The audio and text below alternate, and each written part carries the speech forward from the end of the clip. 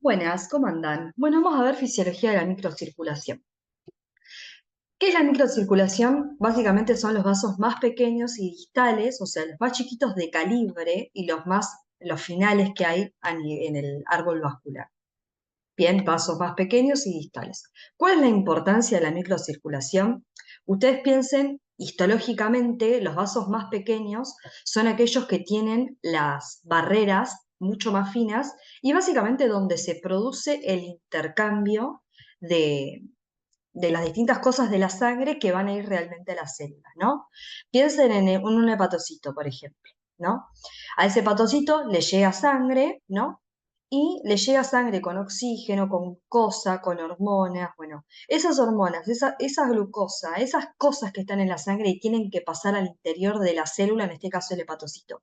¿Cómo lo van a hacer? Bueno, van a difundir en estos vasos bien pequeños para poder luego difundir hacia la célula epitelial. Bien, epitelial o bueno, el hepatocito, ¿sí? Entonces, de esa forma es lo que tiene la sangre de llevarle los nutrientes y las moléculas que requieran las células para que funcionen. Bien, si nosotros hablamos de los componentes de la microcirculación, tenemos que mencionar, primero que nada, el intersticio celular, ¿sí? Al espacio intersticial, que es un concepto que ya lo hemos nombrado en la clase de balance hidrosalino, cuando nombramos un poco los compartimentos del cuerpo y dijimos que el líquido extracelular está formado por el plasma y el intersticio, no es más entonces el intersticio que un compartimento celular del líquido extracelular. Bien, también se forma por el lecho vascular y por un sistema de drenaje que es básicamente los vasos linfáticos. ¿Qué es lo que tienen que saber del intersticio? El intersticio está constituido por macromoléculas que se las liberan los fibroblastos, o sea, es tejido conectivo básicamente, son las proteínas fibrosas, que son de tipo colágenas reticulares y elásticas, y los glucosaminoglucanos, ¿sí? Que básicamente tienen la capacidad de atraer agua.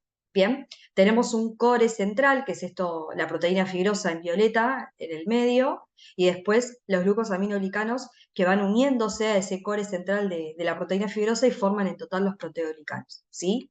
¿Esto saben por qué es importante? Porque estas proteínas van a determinar una presión oncótica en el intersticio, ¿sí? Ahora lo vamos a ir charlando cuando veamos un poco lo de las presiones. Tenemos parasulfato, condroisulfato, estos chicos no se los van a tomar, es más histológico. Se los pongo para que le peguen una leída y que no se les olvide. Después tenemos al lecho vascular. El lecho vascular está formado básicamente por las arteriolas, ramas de las arterias grandes, los lechos capilares y en el otro extremo tenemos a las vénulas, ¿sí? Las arteriolas que siempre van a tener mucho más presión que las vénulas, haciendo que la sangre va desde una arteria grande hasta una arteriola, después a los capilares y después a las vénulas, ¿sí? También tenemos a las metarteriolas, que es un concepto nuevo, quizás no se lo acuerdan de esto, que es esa comunicación que hay entre las arteriolas y las vénulas. Bien, tenemos los esfínteres precapilares, localizados en los capilares después de la arteriola, que básicamente regulan la llegada también de sangre desde la arteriola hacia el lecho capilar y hacia la vénula. Bien, pero básicamente, nada, eso, los vasos más pequeños formando parte de la microcirculación. Acá tenemos un poco de la clasificación de los capilares, ¿sí? Esto está acá no porque suele ser una pregunta de examen, sino porque es una pregunta del taller de discusión de microcirculación, donde preguntan qué tipos de capilares hay.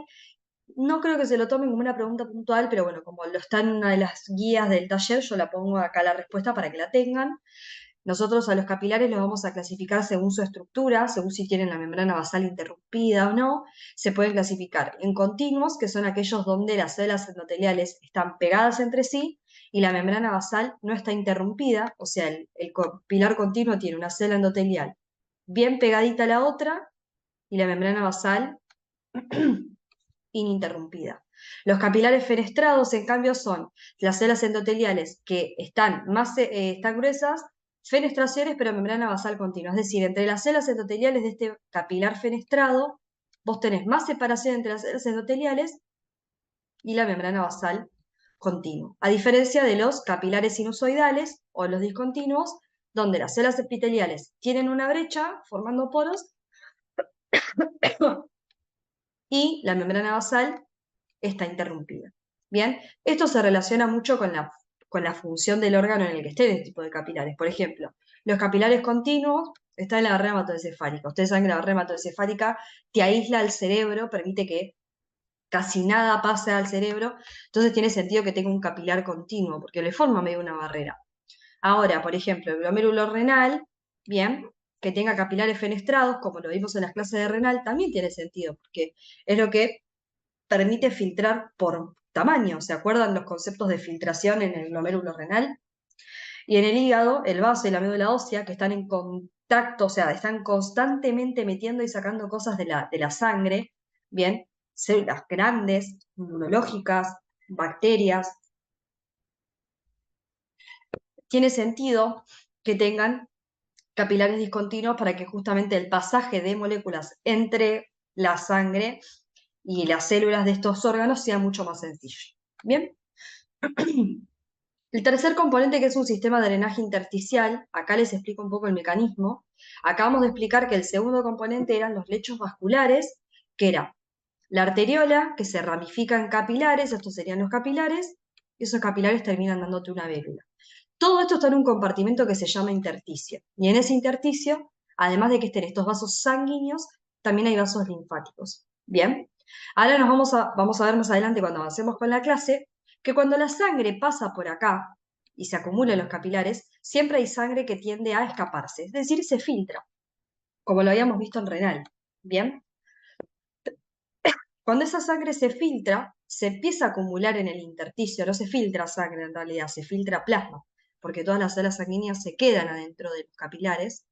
Entonces ese plasma se empieza a acumular líquido en el intersticio y si bien la gran mayoría de ese líquido, todo esto que estoy diciendo estaba escrito acá, si bien la mayoría de ese líquido termina volviendo por el extremo venular, porque las presiones ya de este lado no favorecen el filtrado, sino todo lo contrario, la reabsorción.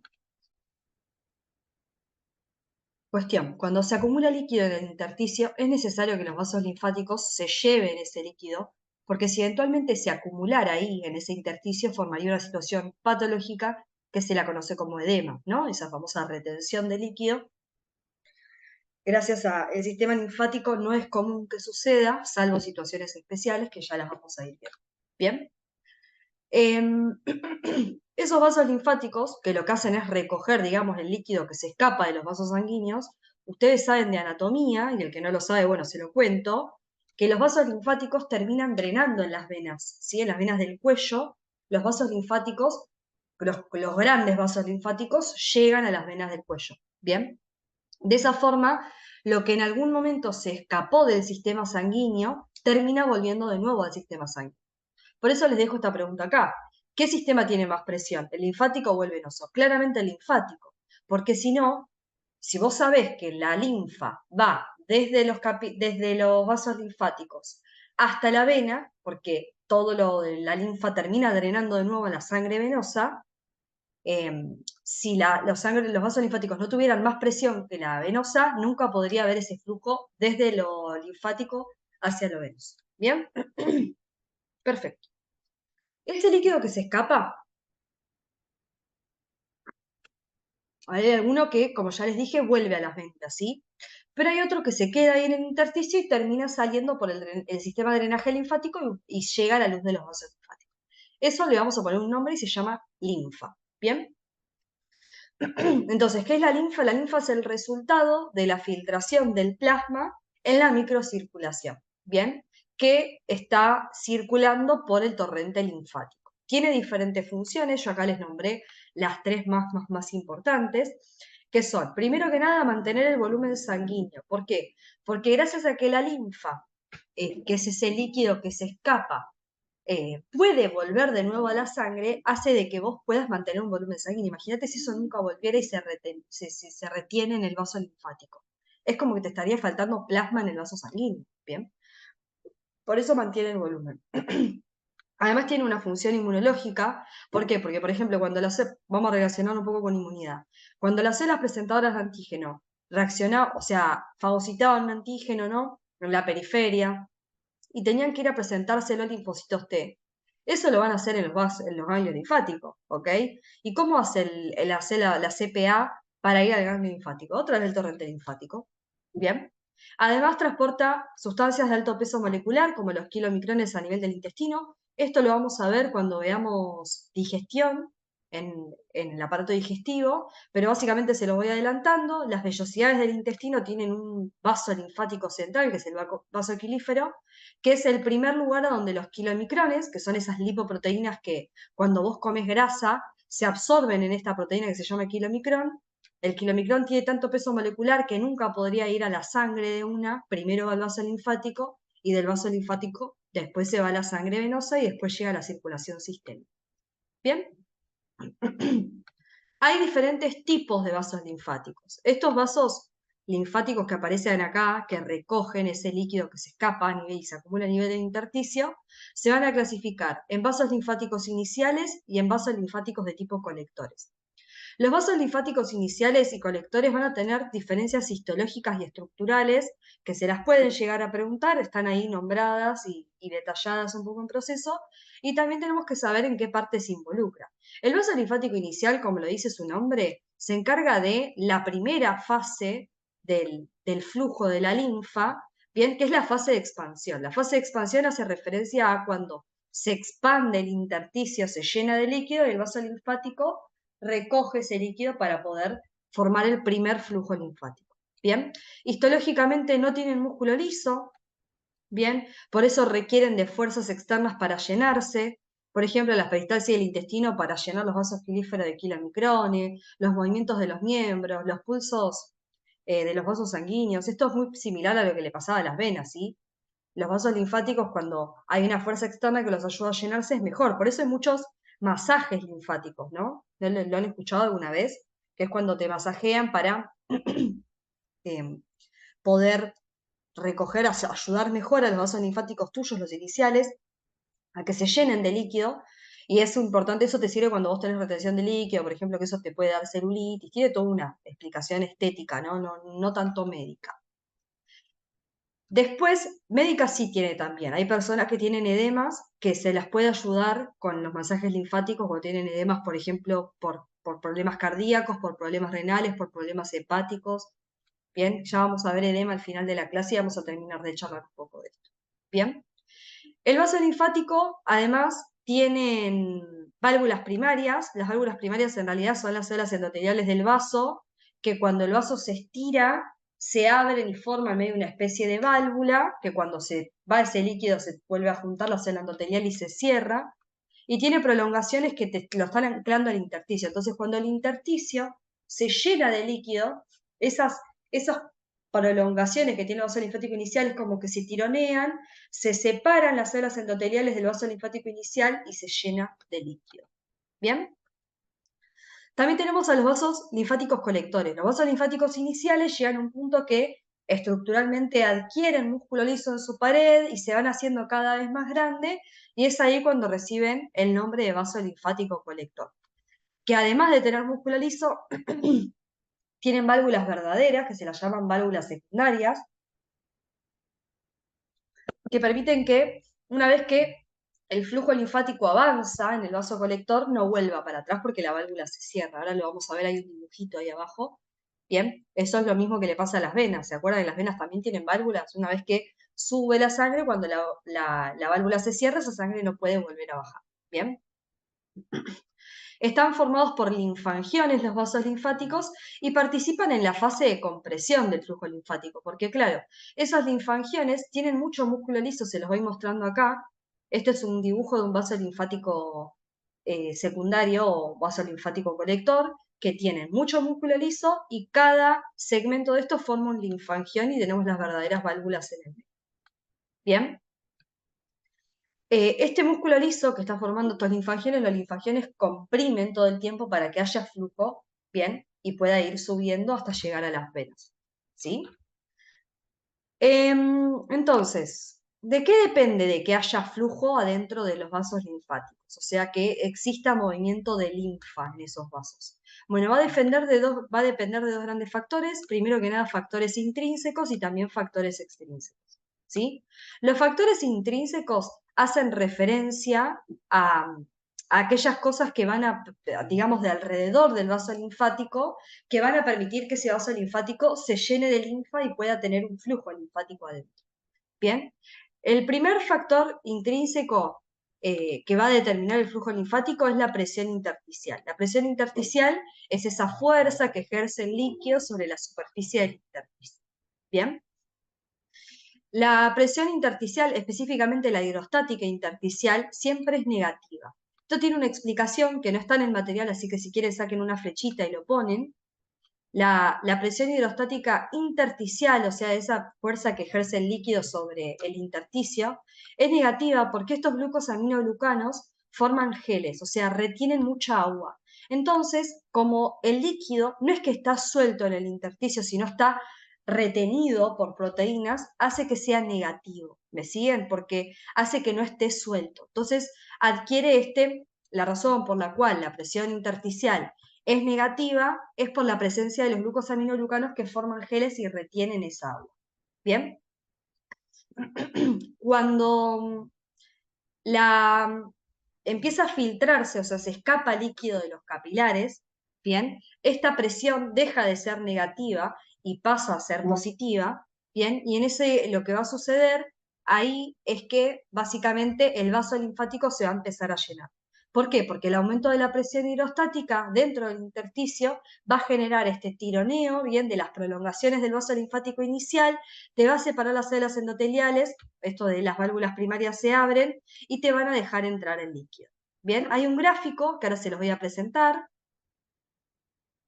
Este gráfico que está acá, que en el eje de las X tiene flujo linfático y en el eje de las Y presión intersticial, te está mostrando cómo a medida que aumenta la presión intersticial va aumentando el flujo linfático. Vos a eso lo tenés que entender que gracias a la presión que hay en el intersticio de tipo hidrostática, se te abren las válvulas del vaso. Es como que le hacen fuerza para que el vaso lo obligás a que el vaso linfático se abra. ¿Bien? El valor generalmente es de -2 de la presión hidrostática. Cuando vos vas subiendo de eso, vas aumentando el flujo linfático hasta que se satura. Llega un punto que el vaso linfático no va a poder seguir sacando líquido del intersticio, ¿sí? Si vos tenés un filtrado excesivo en los capilares, o sea, se te escapa flujo por demás y la presión hidrostática intersticial deja de ser, o sea, pasa a ser más de 2 milímetros de mercurio, en ese caso los vasos linfáticos se saturan, van a seguir drenando, o sea, van a sacar líquido, pero no van a sacar más de esto, ¿ok? Esto puede hacer que se acumule líquido en el intersticio y te puede originar un edema, que es la acumulación de líquido intersticial. Bien, lo vamos a ver de nuevo al final lo que es edema. No creo que este gráfico se lo pregunte, pero es sencillo de analizar entendiendo lo que estamos viendo acá.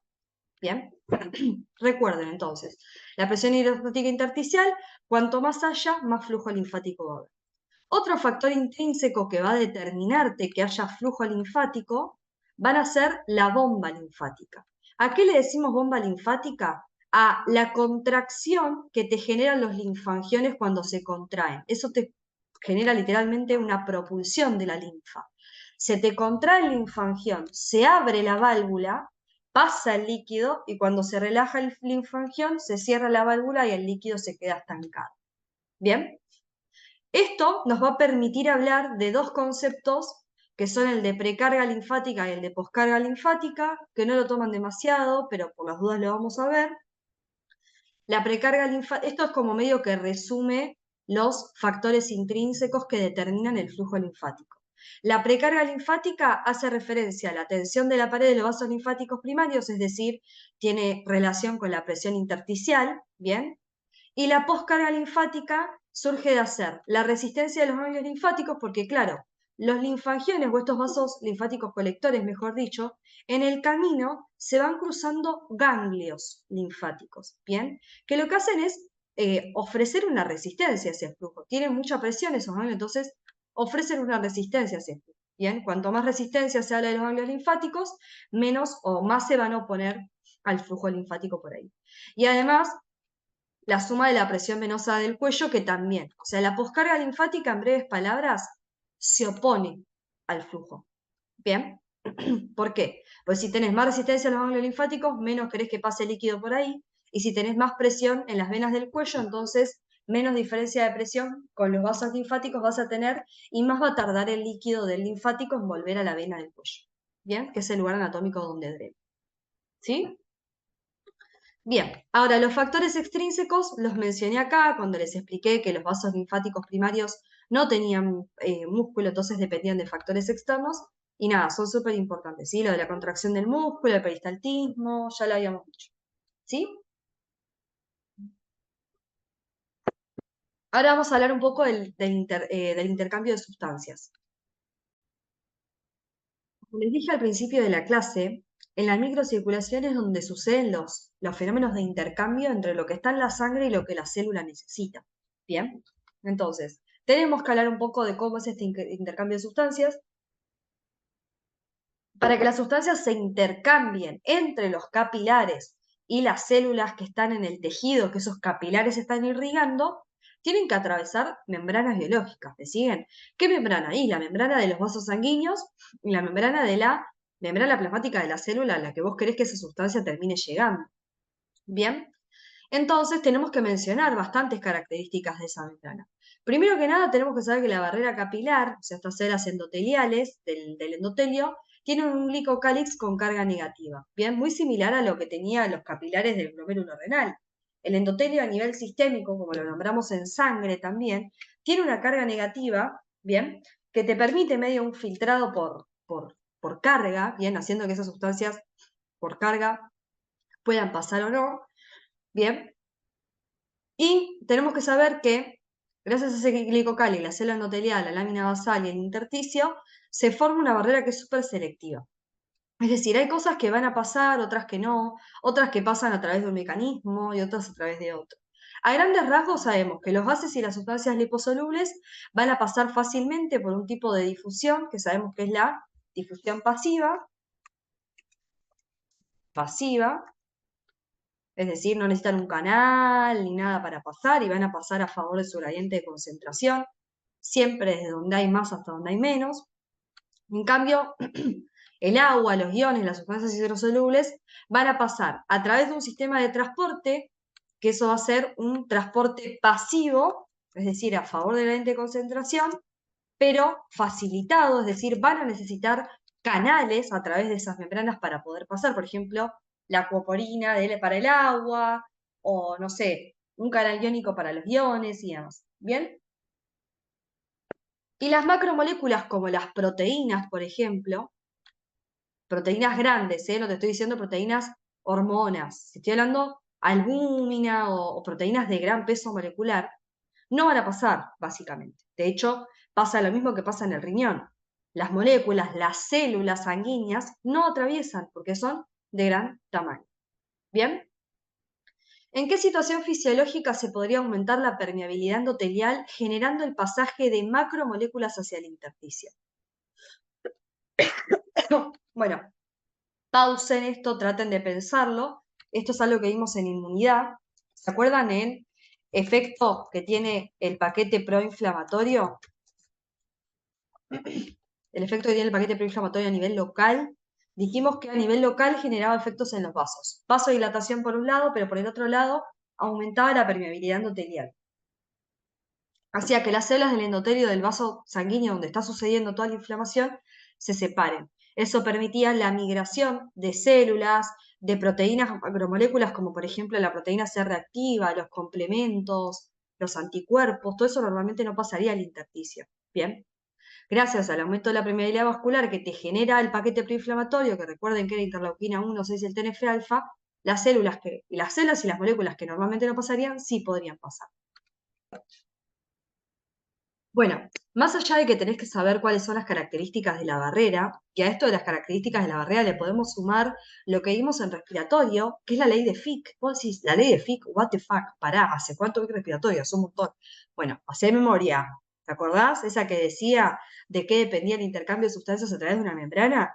La ley de Fick no es para la membrana alveolo-capilar, es para las membranas biológicas, ¿sí? Es una ley para, o sea, que te habla de los determinantes del intercambio de sustancias a través de una membrana biológica, sea la membrana biológica del capilar de una célula, por ejemplo, no sé, de los capilares de tu hígado, de tu riñón, de lo que sea, pero también las del alveolo capilar, que es donde más lo vemos.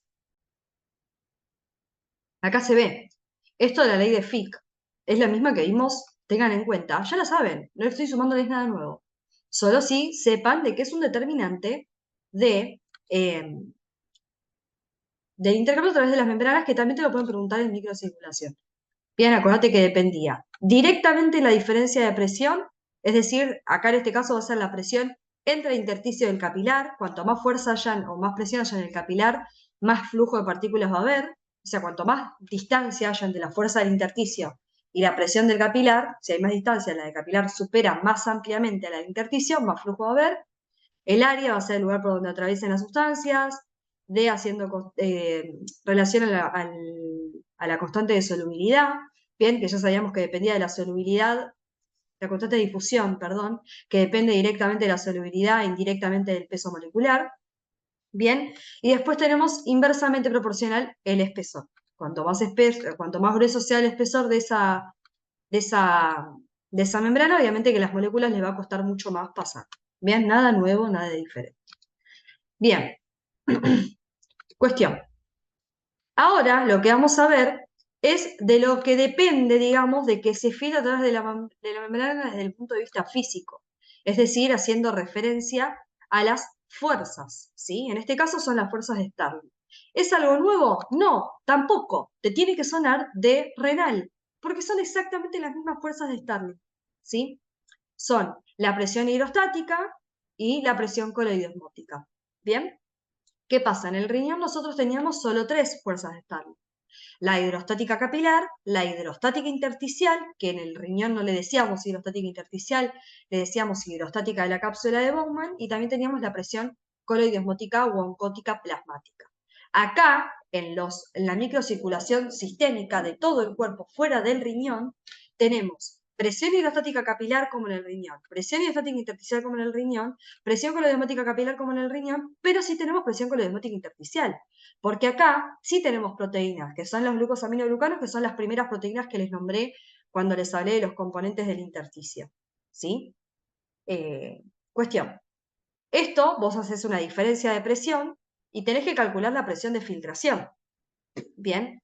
Si vos, la presión de filtración, que es lo que va a determinar que filtres, bien, lo vas a hacer haciendo presión hidrostática capilar menos presión hidrostática intersticial, y a eso se lo vas a restar a la diferencia entre las presiones coloidosmóticas, ¿sí? Acá les dejo como para que lo pensamos, porque es lo mismo que dijimos en riñón. ¿Cuáles son las presiones que se oponen al filtrado? O sea, vos tenés un vaso sanguíneo. Ay, elegí un coso que no se me va. Vos tenés un vaso sanguíneo y acá tenés el intersticio. ¿No? Todas las fuerzas que favorecen que el líquido se escape son las que favorecen el filtrado. Y todas las que favorecen que el líquido se quede en el vaso son las que se oponen. Bien, en este caso, como vimos en el riñón, las fuerzas que favorecen el filtrado, las que se oponen, bueno, acá está de este lado las que se oponen. Las que se oponen al filtrado son la coloideosmótica capilar y la hidrostática, uy, casi pongo hidrostática sin H, hidrostática intersticial. Por otro lado, las que favorecen son la coloideosmótica intersticial, favorece, ahora les voy a explicar por qué, les hago un dibujito, y la hidrostática intersticial no, la capilar es la que favorece. ¿Por qué la coloidosmótica intersticial favorece? Esto me lo preguntan bastante. Ustedes piensen que todo lo que permita que el líquido se escape del plasma y venga al intersticio favorece el filtrado. ¿Se acuerdan que yo les expliqué en renal que las proteínas hacen como una capa de solvatación y son como esponjas que atraen agua? Si a ustedes una proteína, un glucosaminoglucano, que está trayéndote agua desde el capilar hacia ahí, claramente está favoreciendo el filtrado. En cambio, las que están acá, las proteínas embóticas del capilar, como permiten que el líquido vaya en sentido contrario a la filtración, se opone al filtrado. Si ustedes entienden que el filtrado significa que el líquido se escape del capilar, entonces van a entender cuáles se oponen y cuáles favorecen. Si quieren definir estas presiones, vayan a la punta de renal. Presión hidrostática intersticial es la fuerza sobre la superficie que ejerce el líquido en el intersticio, en el la hidrostática capilar es fuerza que ejerce el líquido sobre la superficie de los capilares, y así. La coloidosmótica es una presión oncótica que se pone al flujo o a la ósmosis, al flujo de agua. Lo mismo, ¿bien? Lo mismo que vimos en renal. ¿Bien? Esto que les menciono de que en el riñón presión coloidosmótica en la cápsula de Bowman no hay. ¿Se acuerdan por qué era? Espero que sí. Si no, me agarra algo. Es porque en el riñón no hay proteínas, ¿sí? No se filtran proteínas. Como en el riñón no se filtran proteínas, la albúmina, por ejemplo, que es la principal determinante de la presión oncótica, no atraviesa la barrera de filtración glomerular. Bien, acá tampoco pasa la barrera la albúmina, pero tenés proteínas en el intersticio, que son los glucosaminoglucanos que nombramos al principio de la clase. Estos, los proteoglicanos. Bien, por lo tanto vas a tener una presión oncótica en el intersticio. ¿Sí? Hay un segundo determinante de la filtración, que no es la fuerza Stalin, que es el coeficiente de filtración capilar, que apunta a la conductancia hidráulica y al área de la superficie filtrante. Lo del área, bueno, es interesante, depende de la apertura de canales de esfínteres precapilares, ¿sí? Eh, nada, eso. Esto igual es casi intomable, tipo, yo lo pongo porque está en el libro, pero el teórico no, ni se los dan. Y el concepto de conductancia hidráulica habla de los poros que tienen las células endoteliales, ¿sí? Que la histamina, el paquete preinflamatorio, ¿se acuerdan que les dije que aumentaba la permeabilidad endotelial? Bueno, en realidad lo que está haciendo es favoreciendo el filtrado, bien, el escape de líquido desde el capilar hacia el intersticio, por aumentar la conductancia hidráulica. Cuanto más coeficiente de filtración, más filtración capilar va a haber. Bien, igual 2 besitos para coeficiente de filtración, no sé, no creo que sea esto. Ahora sí, si bien les nombré un poco de edema a lo largo de la clase, quiero que tengan claro una fichita, aunque sea sobre edema y las causas de edemas. Esto lo que va a hacer es ayudarnos a integrar mucho de temas que ya vimos. Nosotros conocemos como edema la acumulación anormal de líquido en el intersticio. Es importante que hagas hincapié en esto de anormal, porque líquido en el intersticio hay, eso es normal. Lo que es patológico es que haya de más. O sea, el edema se forma cuando hay líquido de más. Y las causas las podemos dividir en un montón, ¿sí? O sea, hay un montón de causas. Por ejemplo, vos tenés un problema en el drenaje linfático. O sea, tus capilares están bien, tu intersticio está bien, pero el sistema de drenaje linfático que tiene que ocuparse de que no se acumule ese líquido ahí, tiene que ir sacando el líquido intersticial, eh, si tiene un problema, va a originar un edema, porque se acumula el líquido. ¿Bien? Cuando el edema, es decir, la acumulación anormal de líquido, es por una causa, por una falla en el sistema linfático, se conoce como linfedema. Y se puede ver en pacientes que tienen insuficiencia linfática por enfermedades. Hay una enfermedad rara que se llama elefantiasis, por ejemplo, que es causada por un parásito que se te mete en los vasos linfáticos y te los lesiona. Entonces te genera insuficiencia linfática y no pueden drenar y se les ponen las patas como elefantes porque se les acumula líquido. Busquen una imagen si quieren de la elefantiasis. Y las linfadenectomías, que son las cirugías en donde sacamos los ganglios linfáticos, que son muy comunes en las cirugías de cáncer, ¿sí? Por ejemplo, en las mastectomías, donde sacamos el cáncer de mama, se vacían todas las cadenas ganglionares de la axila, ¿bien? Porque la metástasis en general de la mayoría de los cánceres es por vía linfática. Entonces, cuando vos sacás el cáncer, sacás los lugares donde pudo haber metastatizado, entonces esas personas están mastectomizadas y además le sacan los ganglios linfáticos, se les empieza a inflar todo el brazo, ¿sí? ¿Por qué? Porque los vasos sanguíneos de su miembro superior van a seguir llevando líquido a los capilares, va a seguir filtrándose líquido y van a tener un problema para drenar eso. Bien, en esas personas es cuando se recomienda el drenaje linfático todo el tiempo. Bien, esto es como se les vería el brazo, como lo muestra la imagen, en el lugar donde están con la linfadenectomía. Bien, hay otras situaciones que te generan edema, como por ejemplo causas de disminución de la presión coloidosmótica, o sea que tengas menos proteínas en la sangre.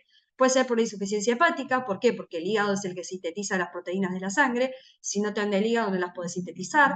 Puede ser por una desnutrición proteica, es por ejemplo, que tu hígado anda bien, pero si vos en la dieta no comes los aminoácidos que el hígado necesita para formar las proteínas del plasma, también vas a tener hipoproteinemia o proteínas en sangre bajas. Si tenés una falla en el riñón y se te rompe la barrera de filtración glomerular y empezás a pasar, digamos, empezás a perder proteínas por la orina, que eso no es normal, también vas a tener edemas de causa renal. También tenemos la mala absorción, donde vos comés proteínas bien, tu hígado anda bien, pero cuando llegan esos aminoácidos al intestino, si vos tenés una mala absorción, no podés absorber los aminoácidos, entonces el hígado no tiene los aminoácidos necesarios para formar las proteínas. La mala absorción puede ser por la celiaquía, por ejemplo, que es una enfermedad autoinmune donde hay anticuerpos en contra de las vellosidades del intestino, entonces se atrofian las vellosidades del intestino y no puedes absorber bien la comida, o la insuficiencia pancreática. Ustedes ya saben que el tripsinógeno es fundamental, igual lo vamos a ver en digestivo si no se acuerdan, el tripsinógeno del páncreas es fundamental para digerir las proteínas. ¿Bien? Hay otras situaciones que, por ejemplo, las situaciones infecciosas, bien, en donde el paquete preinflamatorio te genera mayor permeabilidad vascular, entonces tu drenaje linfático anda bien, pero tus capilares están filtrando en exceso. Por eso cuando vos te infectás, se te edematiza toda, se te pone todo así, se te edematiza, ¿bien? También puede ser situaciones donde aumente la homolemia, bien, como puede ser, o sea, aumenta la volemia, tenés más sangre de lo normal, eso te genera más presión diastática capilar, que favorece el filtrado, como sucede en el embarazo, por ejemplo. ¿Se acuerdan que de sangre yo les conté que la embarazada tiene mucho más volumen, que tiene que llevarle sangre a su feto también, además de a sus órganos? Entonces, es que eso le generaba la anemia dilucional que vimos en sangre. Bueno, las personas embarazadas es común que tengan los pies como huevo de empanada, llenos de retención de líquido, porque justamente tienen más volemia de lo normal. Bien. También en personas con insuficiencia cardíaca, la insuficiencia cardíaca se caracteriza porque el ventrículo o el corazón no bombea bien la sangre. Eso hace que no se llene bien, se congestionan todos los vasos sanguíneos porque el corazón no anda bien, eso te aumenta la presión diastática capilar y las personas con insuficiencia cardíaca también se edematizan, se llenan de líquido por todos lados, hasta en los lugares de escape, como en las pleuras, bien, se sobrecargan de volumen mal. Y en todos los edemas, en el linfedema, en el aumento, la disminución de la presión coloidosmótica, en el infeccioso o en lo que sea, en todos vamos a encontrar un signo clínico que se llama signo de Godet o signo de la fobia, también lo pueden leer, que consiste en que vos dejás el dedo apretado en alguna de las zonas, generalmente se busca en la cara anterior de la tibia, como aparece en el dibujo, dejás el dedo apretando, haciendo presión durante unos minutos y se te queda marcado ese dedo. Si quieren, busquen un video de YouTube si con el dibujo no lo llegan a entender. Eso tiene que ver con que los glucosaminoglicanos del intersticio, ¿se acuerdan que les dije que formaban geles? Atraían agua literalmente para amortiguar la llegada del líquido al intersticio, entonces cuando retienen agua literalmente se forman como gelatina el intersticio. Si vos pones el dedo y lo apretás, eso te va a quedar marcado porque está gelatinoso el intersticio. Bien, bueno, esto es cortito, nos queda pendiente circulación en lechos especiales, así que nada, cualquier cosa me avisan.